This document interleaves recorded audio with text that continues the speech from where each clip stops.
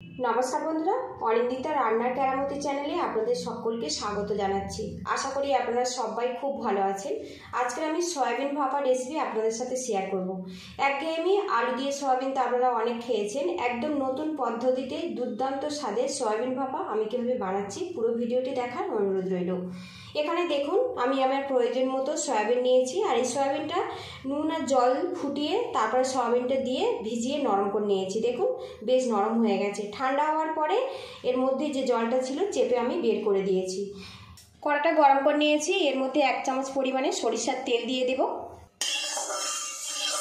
তেলটা ভালো করে কড়ার চারিদিকে লাগিয়ে নিয়েছি। এবারে এর মধ্যে সয়াবিনগুলো দিয়ে দেব।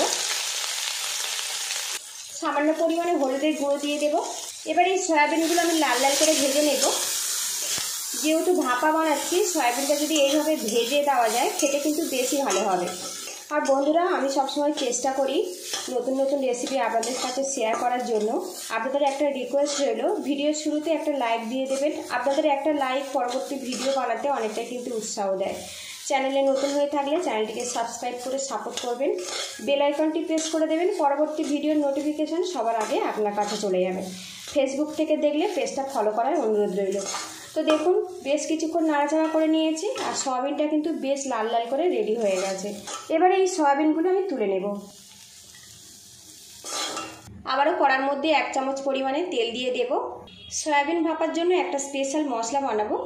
তার জন্য এই তেলের মধ্যে দেখুন কিছুটা পেঁয়াজ কুচি দিয়ে দেব, কিছুটা রসুন গোটা দিয়ে দেব, দেখুন কয়েক টুকরো আদা দিয়ে দেব।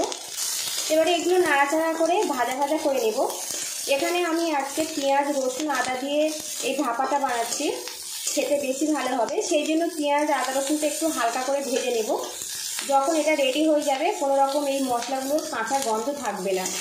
আপনারা চাইলে কিন্তু পেঁয়াজ রসুনটা বাদ দিয়ে নিরামিষভাবেও এই ভাপাটা বানিয়ে নিতে পারেন। বেশ কিছুক্ষণ নাড়াচাড়া করে নিয়েছি, আর গ্যাস রেটটা কিন্তু বন্ধুরা এই সময় একদম কমে রাখবেন। এবারে এর মধ্যে দিয়ে দেব টমেটো কুচি, দিয়ে দেবো 2টো কাঁচা লঙ্কা। আরও কিছুক্ষণ এটা নাড়াচাড়া করে নেব। বেশ কিছুক্ষণ নাড়াচাড়া করে নিয়েছি। দেখুন পেঁয়াজ রসুন আদার যে কাঁচা গন্ধ ওটা চলে গেছে। এবারে এর মধ্যে দিয়ে দেবো 2টো শুকনো লঙ্কা, 2টো কাঁচা লঙ্কা 2টো শুকনো লঙ্কা ব্যবহার করেছি। আপনারা কিন্তু ঝালটা কম বেশি করে দিতে পারেন। আর এখানে দেখুন সর্ষে আর 2 রকম পোস্ত নিয়েছি 1 চামচ পরিমাণ করে, এটা এর মধ্যে দিয়ে দিলাম। এগুলো একটু নাড়াচাড়া করে নেব। নাড়াচাড়া করে দেখুন মশলাটা আমার রেডি হয়ে গেছে। গ্যাস রেটটা আমি বন্ধ করে দিয়েছি। এবার এই মশলাগুলো আমি ঠান্ডা করে পেস্ট বানিয়ে নেব। টিফিন বক্স নিয়েছি, এর মধ্যে দিয়ে দেবো 2 চামচ পরিমাণে সরিষার তেল। এবারে এর মধ্যে দেখুন সামান্য আমি রেড চিলি পাউডার দেবো, এতে কালারটা খুব ভালো আসবে। আপনারা চাইলে কিন্তু রেড চিলি পাউডারটা বাদও দিতে পারেন, আবার যদি ভালোবাসেন তো সামান্য একটু দিতে পারেন, এতে কালারটা খুব ভালো আসে। তো দেখুন তেলের সাথে কিন্তু আমি বেশ করে এটা মিক্স করে নিয়েছি। এবারে এখানে দেখুন 2 চামচ পরিমাণে টক দই দিয়ে দেব। সামান্য কয়েক দানা চিনি দিয়ে দেব, যেহেতু টক দই ব্যবহার করেছি। এবারে এগুলো একসঙ্গে ভালো করে মিক্স করে নেব। টক দইয়ের পরিবর্তে আপনারা কিন্তু নারকেল পেস্ট করে ব্যবহার করতে পারেন। আমার কাছে নারকেল ছিল না বলে আমি সামান্য টক দই ব্যবহার করেছি। আর এখন দেখুন কালারটা কত সুন্দরভাবে এটা রেডি হয়েছে। আর অবশ্যই এই ভাপাটা কিন্তু সর্ষের তেল দিয়ে বানাবেন, খেতে কিন্তু বেশি ভালো লাগবে। যতটা সম্ভব এটা মিহি করে একদম এইভাবে ফেটে নিতে হবে। এবারে এখানে দেখুন যে মশলাটা আমি ভেজে নিয়েছিলাম শিলে পেস্ট করেছি। আপনারা চাইলে কিন্তু মিক্সিতে দিয়েও পেস্ট করে নিতে পারেন। এবারে এর মধ্যে দিয়ে দেবো স্বাদ মতো লবণ।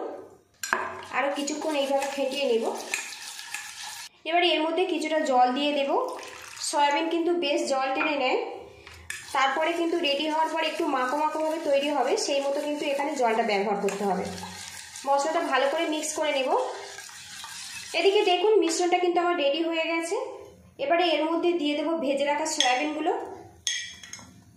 সয়াবিনটা ভালো করে মিক্স করে নেব। আর এখন দেখুন এইরকম গ্রেভি গ্রেভি কিন্তু রেডি করে নিতে হবে। এটা যখন পুরোপুরি রেডি হয়ে যাবে সয়াবিনটা কিন্তু বেশ কিছুটা ঝোল টেনে নেবে। তো দেখুন মিশ্রণটা কিন্তু বেশ রেডি হয়ে গেছে। আর এখন দেখুন সয়াবিন কিন্তু একদম গ্রেভির মধ্যে ডুবে আছে, সেই মতো কিন্তু রেডি করে নিতে হবে। ওপর থেকে আরও 1 চামচ আমি তেল দিয়ে দেব। ঢাকনা দিয়ে ঢেকে দেব। এদিকে কড়ার মধ্যে দেখুন কিছুটা জল দিয়েছি, আর মধ্যে একটা স্ট্যান্ড বসিয়েছি। জলটা ফুটে গেছে। এবারে এর মধ্যে আমি দিয়ে দেবো 1 চামচ পরিমাণে ভিনিগার। অল্প একটু ভিনিগার দিলে এই যে জলটা আমি কড়ার মধ্যে ফোটাচ্ছি, জলের কষ কিন্তু আর কড়াতে ধরবে না। আপনারা চাইলে কিন্তু লেবুর টুকরোও দিয়ে দিতে পারেন। এবারে দেখুন এর মধ্যে টিফিন বক্সটা আমি বসিয়ে দেব। একটু সাবধানে দিতে হবে যেহেতু একটা ফুটন্ত জলের মধ্যে বসাচ্ছি। এবার একটা পাত্র দিয়ে ঢেকে রাখবো 15 মিনিটের জন্য। গ্যাস রেটটা আমি মিডিয়ামে রাখবো। ঢাকনাটা খুলে নেব। ভাপাটা কিন্তু কমপ্লিট হয়ে গেছে, গ্যাস রেটটা বন্ধ করে দেব। এবার এই টিফিন বক্সটা নামিয়ে তারপরে আপনাদের সঙ্গে আমি দেখা করছি। এই কড়ার মধ্যে সয়াবিন ভাপা কিন্তু আমি রেডি করেছিলাম। দেখুন সামান্য ভিনিগার দেওয়ার জন্য এর মধ্যে কিন্তু জলের যে কষটা কড়ার গায়ে আটকে থাকে সেটা কিন্তু আর নেই। এইভাবে অবশ্যই একটুখানি ব্যবহার করে দেখবেন, কোনো রকম কিন্তু জলের কষ কড়ার গায়ে থাকবে না। একদম নতুন স্বাদের সয়াবিন ভাপা আমার রেডি হয়ে গেছে। আর এই রেসিপিটা আপনারা রুটি পরোটা দিয়ে খেতে পারেন, খেতে কিন্তু সত্যি অসাধারণ হয়। যদি ভালো লাগে তো বাড়িতে অবশ্যই এইভাবে ট্রাই করবেন। কেমন হয়েছে আমাকে কমেন্ট বক্সে জানাবেন। পুরো ভিডিওটি দেখার জন্য ধন্যবাদ রইল। পরবর্তী ভিডিও দেখার আমন্ত্রণ জানিয়ে আজকে আমি বিদায় নেব। আর বন্ধুরা এখন দেখুন কত সুন্দরভাবে এটা রেডি হয়েছে। এইরকম মাখা মাখা করে কিন্তু রেডি করে নিতে হবে। আর এটা কিন্তু একদম নতুন ধরনের রেসিপি, বাড়িতে অবশ্যই এইভাবে ট্রাই করবেন। তো দেখুন লুকিংটা দেখুন। আর আজকে এই রেসিপিটা কিন্তু আমি লাঞ্চে ভাতের সাথে পরিবেশন করব।